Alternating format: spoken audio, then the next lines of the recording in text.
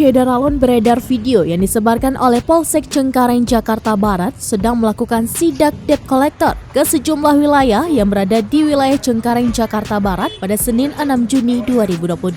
Adapun sidak tersebut dilakukan setelah Polsek Jakarta Barat menerima informasi keresahan masyarakat terkait maraknya debt collector yang kerap mengambil paksa sepeda motor di jalan.